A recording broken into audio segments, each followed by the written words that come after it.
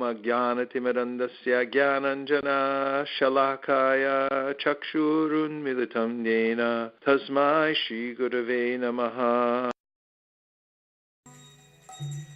Om Namo Bhagavate Vasudevaya. Om Namo Bhagavate Vasudevaya. Om Namo Bhagavate Vasudevaya. Narayanam Namaskritya Naram Chaiva Narotamam Devim Sarasatim Vyasam Tato Jaya Mudiraye.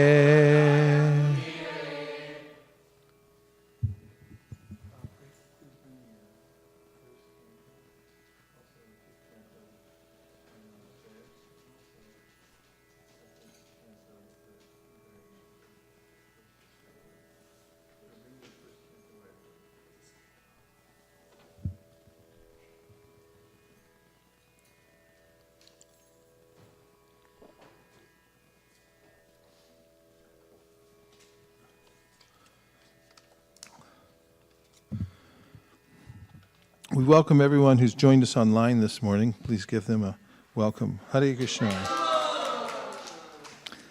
Text to this following number. We'd like to hear from you. 650-429-8043. 650-429-8043. You can join us on WhatsApp, and that number is 650-336-7993. 650-336-7993. If you don't have WhatsApp, you can download it off the internet.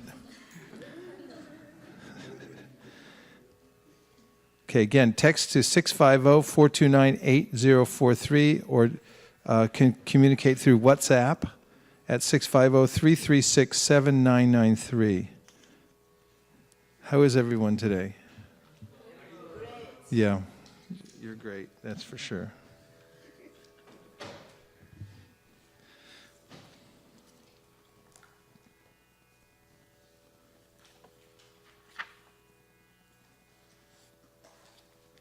I'm reading from the first canto, 7th chapter of the Srimad Bhagavatam. This is called The Son of Drona Punished. First verse. Shaunaka Uvacha. Nirgate Narade Suta. Bhagavan Badarayanaha. Shrutavams tad abhipretam. Tata kim akarod vivuhu. Rishi Shaunaka asked, O Suta, the great and transcendently powerful Vyasadeva heard everything from Sri Narada Muni. So after Narada's departure, what did Vyasadeva do?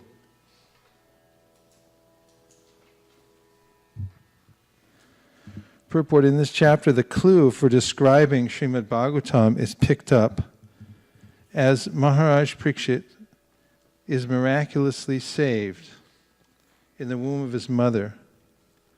This was caused by Drauni Ashwatthama, Acharya Drona's son, who killed the 5 sons of Draupadi while they were asleep, for which he was punished by Arjuna. Before commencing the great epic Srimad Bhagavatam, Sri Vyasadeva realized the whole truth by trance in devotion. Sutta Uvacha Brahma Nadyam Saraswatyam Ashrama Paschime Tate Shamyaprasa iti prokta Rishinam Satra Vardhanaha. Sri Sutta said, on the western bank of the river Saraswati, which is intimately related with the Vedas, there is a cottage for meditation at Shamyaprasa, which enlivens the transcendental activities of the sages. Purport: for spiritual advancement of knowledge, a suitable place and atmosphere are definitely required. The place on the western bank of the Saraswati is especially suitable for this purpose. And there is the ashram of Vyasadeva at Shamyapras. Srila Vyasadeva was a householder, yet his residential place is called an ashrama. An ashrama is a place where spiritual culture is always foremost. It does not matter whether the place belongs to a householder or a mendicant. The whole varnashram system is so designed that each and every status of life is called an ashram. This means that the spiritual culture is the common factor for all. That spiritual culture is the common factor for all. What's the common factor for all? The brahmacharis, the grahastas, the vanaprasthas, and the sannyasis all belong to the same mission of life, namely realization of the Supreme. Therefore, none of them are less important as far as spiritual culture is concerned.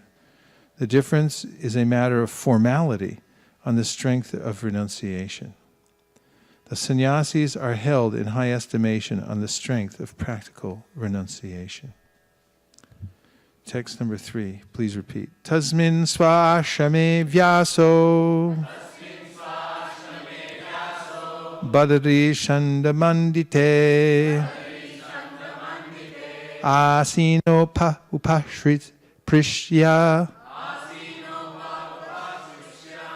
pranidadyao manak swayam. In that place, Srila Vyasadeva, in his own ashrama, which was surrounded by berry trees, surrounded by what? Berry trees. Sat down to meditate after touching water for purification. We need some berry trees around here. Purport. Under instructions of his spiritual master, Srila Narada Muni, Vyasadeva concentrated his mind in that transcendental place of meditation. This is the key to life. One has to be able to concentrate the mind on the Supreme Personality of Godhead.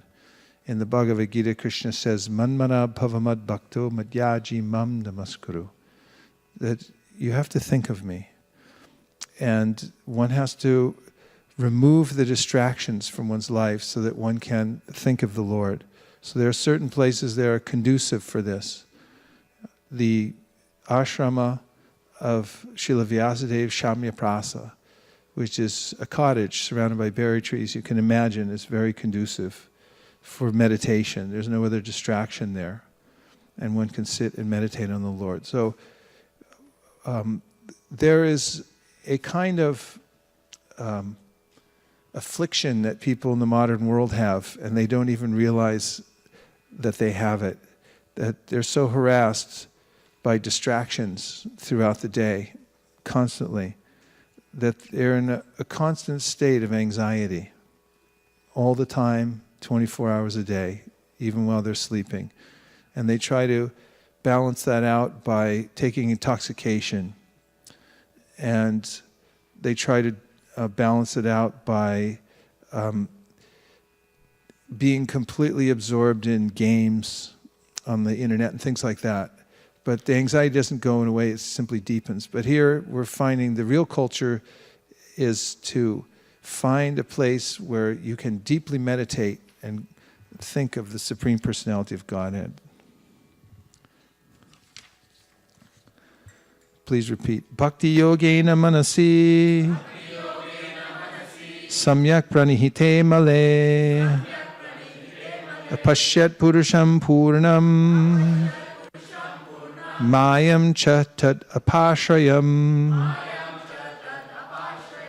Thus he fixed his mind, perfectly engaging it by linking it in devotional service, bhakti yoga, without any tinge of materialism. And thus he saw the absolute personality of Godhead along with his external energy, which is under full control. Purport. Perfect vision of the absolute truth is possible only by the linking process of devotional service. This is also confirmed in the Bhagavad Gita. One can perfectly realize the absolute truth, personality of Godhead, only by the process of devotional service. And one can enter into the kingdom of God by such perfect knowledge. In perfect realization of the absolute, by the partial approach of the impersonal Brahman or localized Paramatma does not permit anyone to enter into the kingdom of God. Sri Narada advised Srila Vyasadeva to become absorbed in transcendental meditation on the personality of Godhead in his activities. Srila Vyasadeva did not take notice of the effulgence of Brahman because that is not absolute vision. The absolute vision is the personality of Godhead as confirmed in the Bhagavad Gita 7:19. Vasudeva Sarvamiti. In the Upanishads also, it is confirmed that Vasudeva, the personality of Godhead, is covered by the golden, glowing Hiranmayena Patrena veil of impersonal Brahman. And when that curtain is removed by the mercy of the Lord, the real face of the Absolute is seen. The Absolute is mentioned here as the Purusha, or person. The absolute personality of Godhead is mentioned in so many Vedic literatures, and in the Bhagavad Gita, the Purusha is confirmed as the eternal and original person. The absolute personality of Godhead is the perfect person. The Supreme Person has manifold energies, out of which the internal, external, and marginal energies are specifically important. The energy mentioned here is the external energy, as will be clear from the statements of her activities. The internal energy is there along with the absolute person, as the moonlight is there with the moon. The external energy is compared to darkness because it keeps the living entities in the darkness of ignorance. The word apashrayam suggests that this energy of the Lord is under full control. The internal potency or superior energy is also called Maya, but it is spiritual Maya, or energy exhibited in the absolute realm. When one is under the shelter of this internal potency, the darkness of material ignorance is at once dissipated. And even those who are Atmarama, or fixed in trance, take shelter of this Maya, or internal energy. Devotional service or bhakti yoga is the function of the internal energy. Thus there is no place for the inferior energy or material energy, just as there is no place for darkness in the effulgence of spiritual light. Such internal energy is even superior to the spiritual bliss attainable in the conception of impersonal Brahman. It is stated in the Bhagavad Gita that the impersonal Brahman effulgence is also an emanation from the absolute personality of Godhead Sri Krishna. The Parama Purusha cannot be anyone except Sri Krishna himself, as will be explained in the later shlokas. Yaya samohito jiva atmanam trigunatmakam paropi manute nartam tatkritam chabipadyate. Due to this external energy, the living entity, although transcendental to the three modes of material nature, thinks of himself as a material product and thus undergoes the reactions of material miseries. Text 6. Anarto pashanam sakshad bhakti yogam adhoksaje lokasya janato vidvamsh chakre satvata sanghitam. The material miseries of the living entity, which are superfluous to him, can be directly mitigated by the linking process of devotional service. But the mass of people do not know this, and therefore the learned Vyasadeva compiled this Vedic literature, which is in relation to the supreme truth. 7. Yasyam vai shruyamanayam Krishne Paramapurushe Bhaktir Utpadyate Pungsa Shokamoha Bhayapaha. Simply by giving oral reception to this Vedic literature, the feeling for loving devotional service to Lord Krishna, the Supreme Personality of Godhead, sprouts up at once to extinguish the fire of lamentation, illusion, and fearfulness. 8. Sa samhitam bhagavatim Kritvanu Kramya Chatmajam Shukam Adyapayam Asa Nivriti Niratam Munihi. The great sage Vyasadeva, after compiling the Srimad Bhagavatam and revising it, taught it to his own son, Sri Shukadev Goswami, who was already engaged in self-realization. Shaunaka Uvacha Savai Nivriti Nirataha Sarvatro Pekshako Munihi Kasyava Brantim Brihatim Etam Atma Rama Samabhyasat. Shri Shaunaka asked Sutta Goswami. Shri Shukadev Goswami was already on the path of self-realization, and thus he was pleased with his own self. So why did he take the trouble to undergo the study of such a vast literature? Text 10. Sutta Vacha Amaramascha Munayo Nirgranta Apyarukrame Kuravantya Haitukim Bhaktim Itam Bhuta Guno Harihi. All different varieties of Atmaramas, those who take pleasure in Atma or spirit self, especially those established on the path of self-realization, though freed from all kinds of material bondage, desire to render unalloyed devotional service unto the personality of Godhead. This means that the Lord possesses transcendental qualities and therefore can attract everyone, included liberated souls. Om Ajnana-timirandasya Jnananjana Shalakaya Chakshurunmadatam Tasmai Shri Gurave Namaha. Matsamo Nasti Papapma Naparadi Chikashana Parihare Pilajame Kimbruve Purushottama Yavatinam Yata Yuni Yunam Cha Yuvatau Yata Mano Biramate Tadvan Mano Meramatam Tvayi Bhumaus Kalita Paranam Bhumeri Vavalambanam Tvayi Jata Pararanam Tvameva Sharanam Prabho Govinda Balabe Radhe Prate Tomaham Sada Tvariyamiti Janatu Govindo Mam Tvaya Saha Radhe Vrindavanadi She Karuna Vritta Mahani Kripaya Nijapadabja Dasyamayam Pradiyatam Hantaya Madhya Balahari Dasavaryo Yad Rama Krishna Charanash Parasha Pramodaha Manam Tanoti Sahago Ganayos Tayo Yat Paniya Suyavasakandana Kannamulai.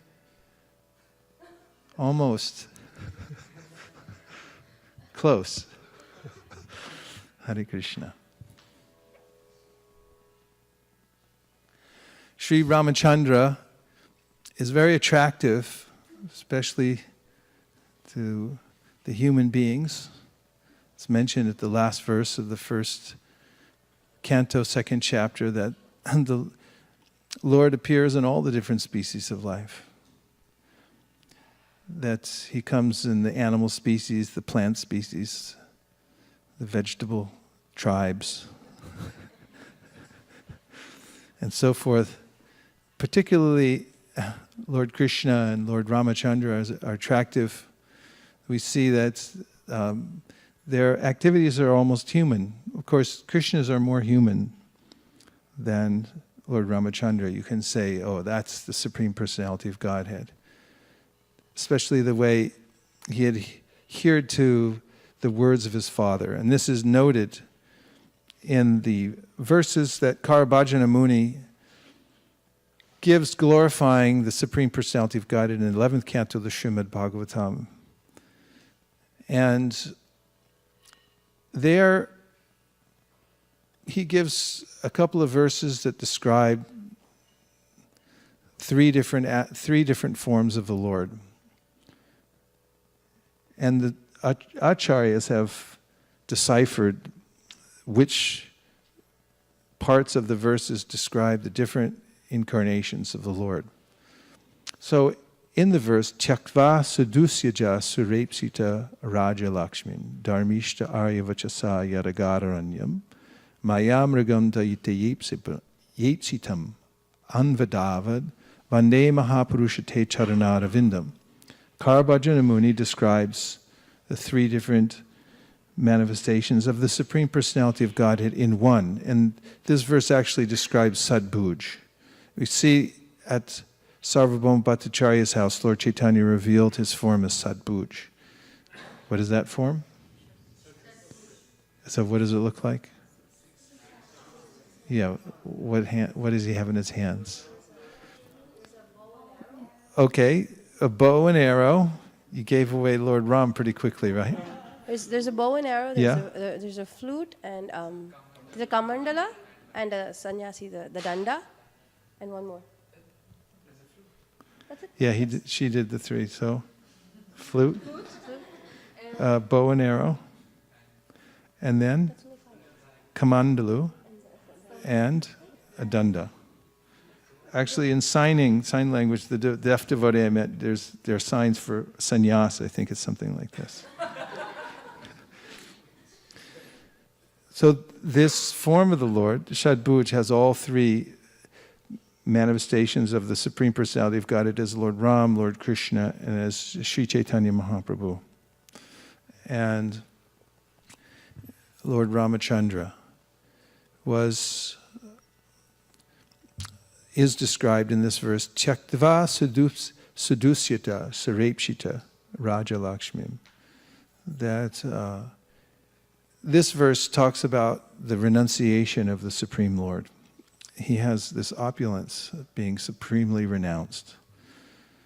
And in the case of Sri Chaitanya Mahaprabhu, the case of Sri Ramachandra, he, of course, Sita is the supreme goddess of fortune.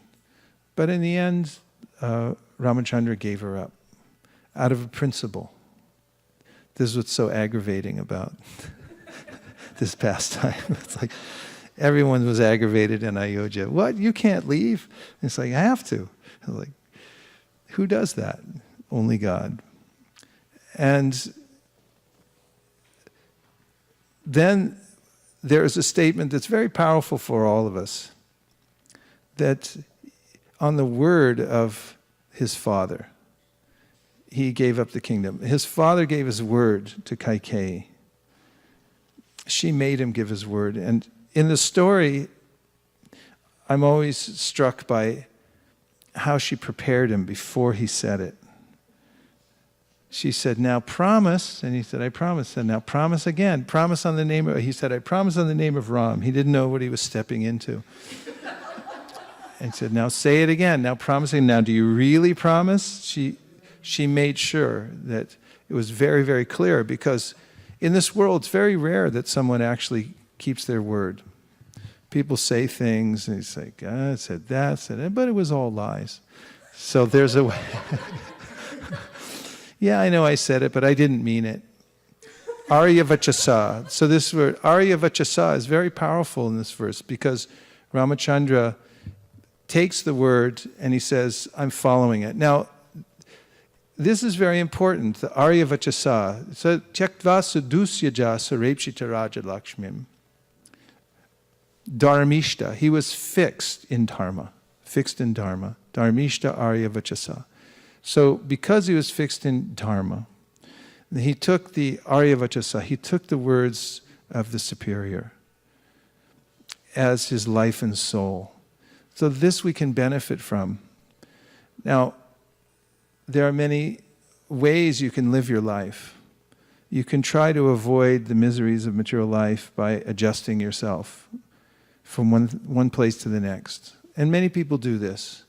They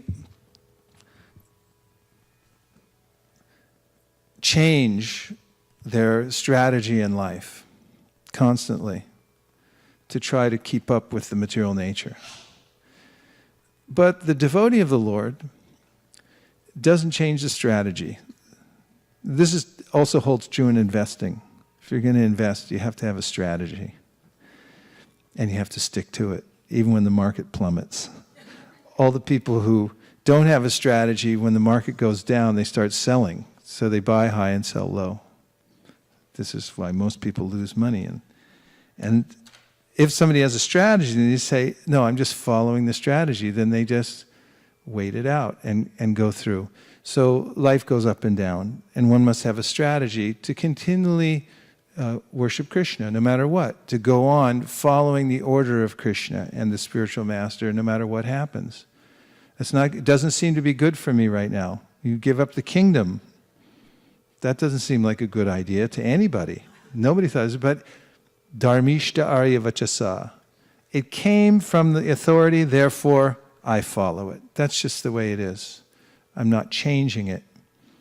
And even after he went into the forest, Sri Ramchandra, and everyone came after him, including Bharat, and said, no, take it back. And there were lots of loopholes. They brought all their attorneys from Ayodhya. All the attorneys came and said, okay, we got this figured out. We have fine print where you can get out of this. And even Bharat said, take it back and it's okay now. But Ram aggravated everyone again.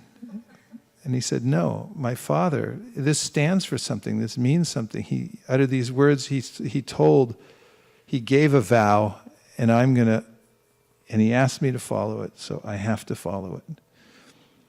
And this was what Prabhupada said was his success in life, that he took Arya Vachasa, he took the words of the superior that were coming down through disciplic succession. From his guru, he got the words, he asked, he said, so what do you want me to do? What can I do to serve you? And his guru told him something that seems very simple and innocuous. But the Arya Vachasa, the words of the superior, are not innocuous. They're very powerful. They're the fulcrum of all power in spiritual life. That one takes those and follows them no matter what happens. And even in the Bhagavad Gita, Krishna says, things are going to change. Matra sparshas dukonteya shitoshna sukadukada agama paino nityas tamstatikshashva bharata. That there is going to be ups and downs in this world, so you have to stick to the strategy. And that is to go on doing your devotional service, whether it seems like an opportune time or not. And this is the success in life. And Lord Ramachandra taught this. He is attractive also, as I said, because he appears to be very human. And there's a way in which he shows his emotions throughout the Ramayana, right? There's so many emotions. I mean, practically, one who reads the beginning section of the Ramayana, it's very hard to continue. The part that always gets me is when Ram's leaving the Ayodhya, and all the citizens come and they say, no, stop. And he's saying, no, keep going, go faster. This tension that is there between the citizens whose hearts are being ripped away when Ram is leaving. And Ram loved them like his own self. His devotees he loves even more than his own self, he says in the Bhagavatam. And so this separation that's happening because he's following Arya Vachasa, and he said, I have to go. But they're saying, no, slow down, so they can come closer, they can touch him one more time, they can see his chariot, and he's saying, go faster, this is just drawing the whole thing out. And even when they get to the forest, they meet Guha, who puts them up for the night in the forest and feeds the horses and takes care of them, and then they have to leave early in the morning because all the citizens are coming out to follow them into the forest, and unless they do something tricky, waking up very early and going across the river, losing the tracks, it looks like they go one way but they went the other way, then they would simply follow them all the way into the forest. So these are heart-rending stories about the devotees and Sri Ram. And so it's not that as many people say, the Supreme Lord is impersonal. This has ruined everything, Prabhupada says, this understanding. This has ruined everything. Can you put up Bhagavad Gita 3:37, please? We have emotions eternally, and so does the Supreme Personality of Godhead. And that's Bhagavad Gita 3:37. Yeah.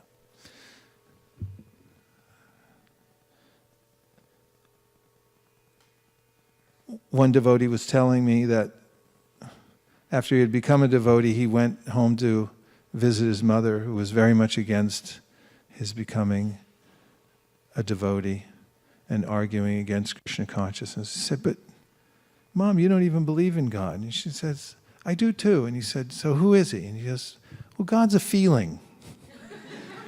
And she was serious. And he said, "If God's a feeling, then you're better than God is, because you're more than a feeling." And if you ask people anywhere, what is God? Who is God? They'll give you answers like this. God is a feeling. God is... You've been out there, you're talking to people. What do they say? He is light. Light. That's beautiful. That's your truth. I have my truth. He's what? Nature. God is nature. Energy. Just energy. These are all conveniently vague. Vague ideas of the absolute truth. Even in Christianity, Srila Bhaktisiddhanta Saraswati Thakur said, there's such a vagueness about who actually is the Supreme Godhead. Who is it? Yes, Jesus, whom we offer our hearts to, but where's the Godhead? Where is that description that gives us a clear idea? And there's also an implication by the impersonalists that when you become perfect, it means you have no more emotions, you have no more thoughts. And this is also very much pervading society these days. If you haven't noticed, when people think about yoga or the path of spiritual self-realization, they think, oh, you shouldn't have any feelings. Giriraj Maharaj tells a story about how this very enthusiastic young man came to see Prabhupada after one of the pandals in Bombay. And when he came in, very effusive, and he was saying that this Krishna consciousness spread all over the world, then everyone will live in peace and harmony, and there'll be no more anger in the world. And Prabhupada said, what have you got against anger? And so what is this idea you have? What have you got against anger? And the Bhagavad Gita, Krishna says, Kama esha krodha esha rajo guna samud bhavaha mahashano mahapatma vidyanam ihavarinam. So someone might rightly answer, well, it's right here in the Bhagavad Gita. The Supreme Personality of Godhead said, it is lust only, Arjuna, which is born of contact with the material mode of passion, later transformed into wrath, and which is the all-devouring sinful enemy of this world. See? It's bad. Therefore, you should become nothing. Let's read the purport. When a living entity comes in contact with the material creation, his eternal love for Krishna is transformed into lust in association with the mode of passion. It's transformed into lust. See, it's already there. It's not that it's not there. Or in other words, the sense of love of God becomes transformed into lust as milk in contact with sour tamarind is transformed into yogurt. Then again, when lust is unsatisfied, it turns into wrath. Wrath is transformed into illusion, and illusion continues the material existence. Therefore, lust is the greatest enemy of the living entity, and is lust only which induces the pure living entity to remain entangled in the material world. Wrath is the manifestation of the mode of ignorance. These modes exhibit themselves as wrath and other corollaries. If, therefore, the mode of passion, instead of being degraded into the mode of ignorance is elevated to the mode of goodness by the prescribed method of living and acting, then one can be saved from the degradation of wrath by spiritual attachment. So that's the real answer. And the positive form of this emotion, anger, and hankering, all these things come out in the Ramayana. Where's the anger in the Ramayana? Hanuman, Lakshman. Lakshman becomes so angry when Ram says, our father has said that I have to leave the kingdom behind and go for 14 years. What a shock anyway, that on the day everyone's getting ready, that all of a sudden everything changes. And we can expect this. You should expect this in your life. Everyone should expect it. When life looks like easy street, there's danger at your door. Is a lyric from an old song. Now, they're ready for crowning Ram, and then the news comes. They see him walk out of the meeting. He goes into a meeting with his mother, with his stepmother, and with his father, and he comes out barefooted. And he won't ride on the royal chariot. And things start to seem amiss. And then when he goes to see his mother and tells her what the news is, that I'm not going to become the king, I'm leaving instead. I'm impressed always by how straightforward he is. He just said, this is the way it is. I'm following this. And as soon as his father told him, he just accepted it. He just accepted it. But then Lakshman becomes like fire. He's so angry. He said, let them try to stop us. I'll fight them all down now. Father has lost his mind anyway. What kind of king is he? To go along with his wife who's simply deranged, and he's following this ill-advised path, and he becomes like fire. And even after Ramachandra tries to appease him, he's still like fire. And so you said also Hanuman, when did he become angry?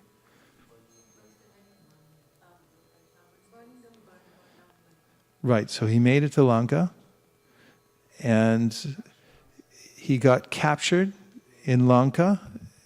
And when they captured him, Bibhishan said, you can't kill him because he's a messenger.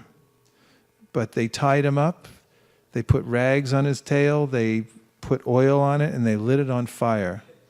But Agni made that fire feel cool. Meanwhile, Hanuman was angry. He had this emotion. He was angry that Ravan had stolen Sita and they wouldn't give her back. And now they're trying to torture the messenger. So he jumped from one place to another and lit the place on fire. That doesn't sound very spiritual. But it is. This is the positive side of spiritual life. Means there are emotions, there are activities, and they're in relationship with the Supreme Personality of Godhead. The difference, as we see from this verse, is when those same emotions, those same activities become detached from the Supreme Personality of Godhead and are directed in this world for one's own interests, then they become degrading. And there is the mistake that people make. Because they see that degrading influence, they think, let me make it zero. So the appearance day of the Supreme Personality of Godhead is to show people, no, actually the spiritual world is full of emotion, full of movement, personality. Everything's there. Here's the reflection in the material world. And it's because of our involvement in the material world that we think then that all kinds of feelings are disconnected from spiritual realization. And therefore Krishna says, Vita raga bhaya krodha manmaya mamupashrita bahavo jnana tapaso putama bhavamagataha. That you have to give up this misconception. this fear of personal existence, and become purified by knowledge about me. So by hearing about Krishna's pastimes, the positive form, how Lord Ramachandra comes, and hearing about his emotions, his activities with the devotees and so forth, then one becomes captivated and one's mind becomes interested in hearing about the Supreme Personality of Godhead. And when one also takes the instruction of the Supreme Personality of Godhead, one has some guidance in one's life. One has a strategy that one can follow. So this emotion plus service is bhakti. You have to have the emotion and the service has to be there. This is active cultivation on two levels. One level with the body, mind, and senses. The other is an internal level. And that's described by Srila Rupa Goswami at the outset of the Bhakti Rasamrita Sindhu, where he says, Anyabhilashita shunyam jnana karmanyana anukulyena krishnanu shilanam bhaktir uttama. And the word anushilanam is very specific. It contains the verb shil, which is indicative of both cultivation internally through feelings for the Supreme Personality of Godhead, these emotions that naturally awaken because they're already part of our eternal constitutional makeup, and also external cultivation by engaging the senses in the service of the Supreme Personality of Godhead. And hearing about Krishna and Lord Ramachandra, all the different incarnations of the Lord, is the most beneficial process. As we've heard here, Srila Vyasadeva has approached his spiritual master and asked him why he felt despondent, why he feels despondent, and his spiritual master tells him that you have to be more specific. You have to hear more specifically about the Supreme Personality of Godhead. And you have to describe it, because your duty, you're doing your service, but you're not doing it well enough. That's why you're feeling morose. You have to describe the Supreme Personality of Godhead in detail. And therefore, Vyasadeva goes into deep meditation, and then he sees for himself the Supreme Lord and his energies. And then he describes him in the Srimad Bhagavatam. Who else was able to go into a trance and narrate the pastimes of the Supreme Personality of Godhead, who's specifically relevant today? Valmiki. And the name of Ram is so powerful, as mentioned in all the Shastras. The name of Ram, everyone say Ram. Ram, Ram, Ram. That one can overcome birth and death by repeating this name. Therefore we have Hare Krishna, Krishna Krishna, Hare Hare, Hare Rama, Rama Rama, Hare Hare.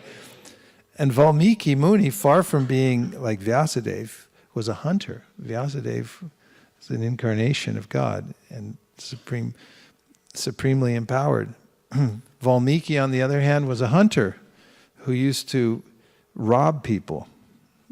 I hate that when that happens. People rob you. I mean, it disturbs a lot of people. Besides, he was violent about it also. He said he was a murderer. He was a hunter. And he was in a degraded situation of life. And then he met his spiritual master, who convinced him through his strong preaching that you're becoming implicated by all this, and you're taking back why you're doing it. Feed your family. Are they going to stand up for you later on when you take all this karma? And he started to come to his senses. But again, he needed some practice in order to overcome the kind of momentum he had in the material life. There's a kind of muscle memory that we have, isn't it? You may think, I'm going to follow the process very strictly today. And next thing you know, you're half an hour late. as you got distracted in something that was insignificant or useless. I mean, that's a best case scenario. There are worst case scenarios also. And very difficult, even for those who are sincerely engaged in devotional service, to go through a lifetime of strictly following. I wrote down 3 words that really caught my attention in from one of Prabhupada's purports. Nope, they're a little different. He writes, sincerely, regularly, and as far as possible, one should follow. Sincerely, regularly, and as far as possible. And this is another important point that I want to bring up today about sincerely, regularly, and as far as possible. That the principle that Narada Muni used to elevate his disciple, Valmiki Muni. He wasn't a Muni, he was a low-class person. How did he elevate him? Somehow or other. Yena tena prakarina Krishna mana niveshayat. It's mentioned by Rupa Goswami that this is the way you must come to Krishna consciousness and bring others to Krishna consciousness. Somehow or other, you have to devise a mean. And the rule is that you have to start with hearing about Krishna. The rules and regulations, don't sit like that, don't do that. People often come to a Krishna consciousness movement and then people walk up to them constantly and start telling them what not to do. That's why in the old days, in the Bhakta programs, there was a rule that nobody could talk to them. In fact, they didn't even trust the rule. They would keep the Bhaktas so sequestered for the first 60, 90 days, I forget how many there were, that they would come down from their room. I was in 340 West 55th in 55th Avenue in that 12-story building that Prabhupada bought in Manhattan. If we still had it, we'd be billionaires. In any case, everyone had their own floor, and one floor was for the new devotees. And the Bhakta leaders would bring them down like they were herding sheep, and they would be protecting them from the wolves, who are all the other devotees. There were about 120 devotees living in that ashram, in that building. And they couldn't talk to anybody. They would just be cultivated. Because everyone would come up and say, hey, why don't you do this? Why don't you do that? And in any case, in the beginning of devotional service, one somehow or other has to fix one's mind on Krishna. So Narada Muni was so expert that with Valmiki Muni, who said, I've had this muscle memory, I can't chant Hare Krishna, I can't say the name of Ram, because I'm too sinful.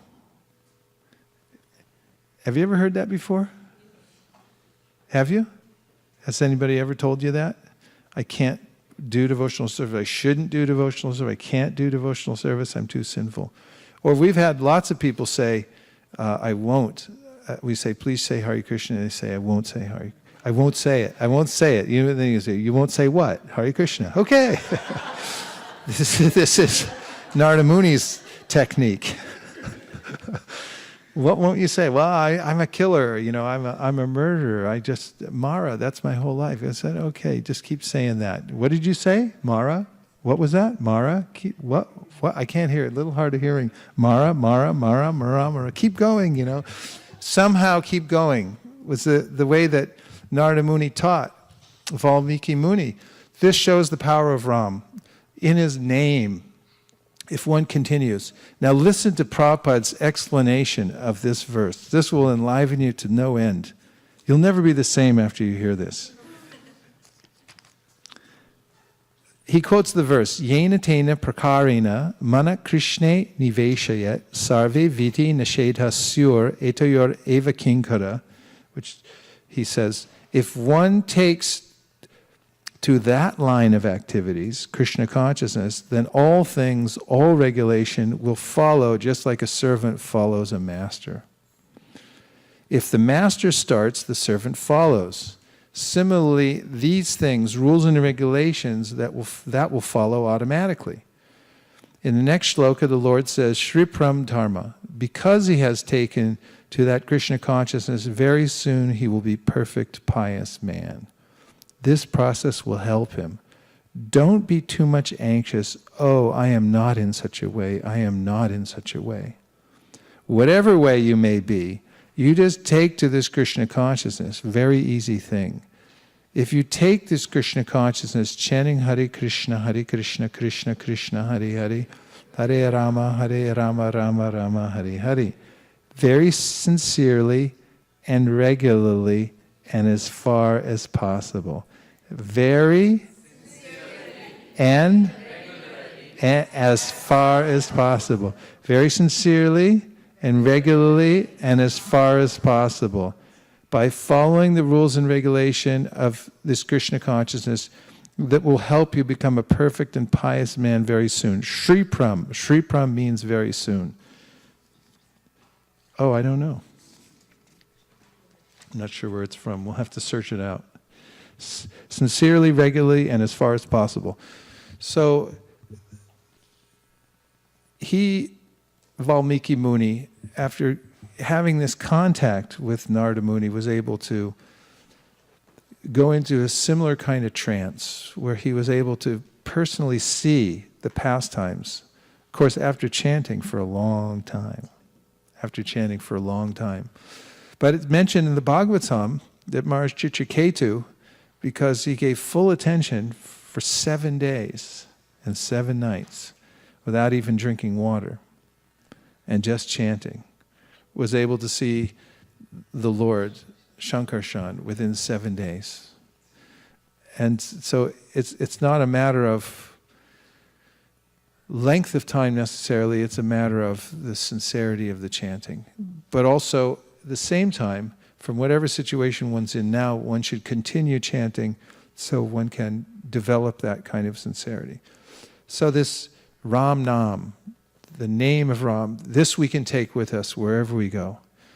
If we, like Valmiki, go on chanting somehow or other the name of Ram and the names of Krishna constantly, then we'll be able to come to this perfectional stage. And what is the perfectional stage? Nitya Siddha Krishna Prema Sadhya Kabunoi Shravanadi Shura Chitte Karai Udoy. It's mentioned in the Chaitanya Charitamrita. This perfectional stage is achieved by purification process, hearing and chanting about Krishna. Shravanadi Shura Chitte Karai Udoy. And then the natural potential for loving Krishna that's already there, when it comes in contact with the devotees, that will reawaken, and one will be established again in one's healthy condition of life, which is to have all the emotions, but they're all directed towards Krishna. In the story of Lord Ramachandra, there's a particular pastime. I'm not sure if it's in the Ramayana, but it is mentioned in the Shastra about how the sages at Dandakaranya, who were worshipping Gopal, happened to be there at the time of Ramachandra. And when he came into that forest, they just couldn't stop looking at him because he's so beautiful. This is one of the attributes of the Supreme Personality of Godhead, is his beauty. So beautiful you can't stop looking at him. It's mentioned that Chaitanya Mahaprabhu, as Nimai Pandit, in the city of Navadvip, before he went off and cut his hair, took sannyas. That was another emotional thing. Just cutting his hair off. The barber, for days, he couldn't even touch the hair, and the devotees were crying and crying. When they hear this story still about the Lord cutting his hair, they cry and cry. It's pastime. There's so much emotion attached to these pastimes. So the beauty of the Supreme Personality of Godhead is one of his great opulences. And the sages at Dandakaranya, they're called the Rishicharis. They were there meditating and they saw Ramachandra, and then they were desiring the same way that the gopis in Vrindavan had desired to be with Krishna. They wanted to be with Ramachandra. There's a mantra that they said, actually. It's a simple mantra. Yeah, does anybody remember? They had asked that let us be as Sita is. This was their thought, that they want to be in the same situation as Sita Devi. In any case, because the Supreme Personality of Godhead knows the heart of every living entity, and they had this strong desire that we want to be women like Sita Devi and be her consort. But Ramachandra, in his appearance, only accepted one wife. So he was silent, but he accepted their desire. And in their next lives, these Rishicharis are famous because they took birth in Gokula, in the families of gopis. And when they came to puberty, then their intense desire, Purvarag, came out for Lord Krishna by the arrangement of Lord Ramachandra. So there's a way in which, by this process of Krishna consciousness, as mentioned by Rupa Goswami, one comes to the point of such strong emotion directed towards the Supreme Personality of Godhead that it becomes very specific. Let me worship you in this way. It's not to be imitated. This comes as a matter of purification and a natural course. In the same token, there are devotees like Anupam, who was the father of Jiva Goswami, who was convinced intellectually that worshipping Radha and Krishna was the highest kind of worship. Who were they convinced by? Rupa and Sanatan Goswami. And yes, I will take your Krishna mantra. And he went and he tried and he couldn't sleep all night. And he came back and he said, I tried, but I've sold my head at the feet of Lord Raghunath. I cannot give him up. And same with Murari Gupta, a great friend of Lord Chaitanya Mahaprabhu. Growing up, they were so close. Murari Gupta was a few years older than Mahaprabhu, 2 years older. And he was a few more classes advanced from Chaitanya Mahaprabhu. Nimai Pandit used to go around challenging everybody. And Nimai was studying grammar, which was a lower kind of study, and Murari Gupta was already studying rhetoric. So Nimai would challenge him, say, okay, let's have a debate about grammar. And then he would be defeated, and then Murari would start arguing about rhetoric. He said, Nimai would defeat him on that also. But it's described in the Chaitanya Bhagavat how close they were. And then during the Mahaprakash, he called Murari Gupta and revealed that Murari Gupta was Hanuman, and he wrote on his forehead Ramdas. And this kind of firm devotion, he wasn't able to change the kind of emotion that he had for Lord Ramachandra. That was his sthaya bhav. He was fully fixed in that. And Chaitanya Mahaprabhu was very much appreciative of that. There's another devotee of Lord Ram that Chaitanya Mahaprabhu met. We know when Mahaprabhu went to South India, he was chanting these mantras, Krishna, Krishna, Krishna, Krishna, Krishna, Krishna, Krishna, Hey. And within that set of mantras, Rama Raghava, Rama Raghava, Rama Raghava, Rakshamam. This is, when we're singing this mantra, what it really means is, this is the path of Sharanagati. I remember when we were on Sankirtan and we were carrying around that mantra, Anukulyena Sankalpa Pratikulyena Varjanam Rakshishyatiti Vishvaso Goptrite Varanam Tata Karpa Atma Nishepa Karpanye Shadvida Sharanagati. This describes the path of surrender, and very important in that is that the Lord is my protector and maintainer. So Chaitanya Mahaprabhu, after he took sannyas, he went to South India, and he was praying like this, "Oh Lord Raghunath, please protect me. You're my protector, nobody else." These are two of the very important tenets of this path of Sharanagati, that the Lord is my maintainer and protector. So he met, as he was traveling, a Brahmana named Ramdas Vipra.